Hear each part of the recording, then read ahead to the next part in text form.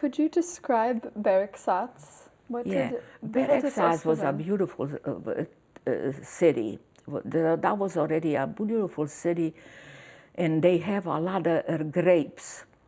So what we did to work when I didn't work, but already, or when they have a vacation, school vacation, we all went to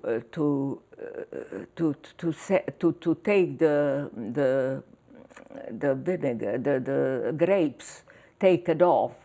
That time, like end of the summer, we took off the grapes, and it was delicious. And a lot of grapes they have, and they have the schooling. There was already civilization, more things than Kivjasht. I mean, to make wine, like they make winery, and they have everything, schooling and high school, and so they have much more. It was a pretty nice city, and you couldn't go from the Beregszasz, you couldn't go to Budapest.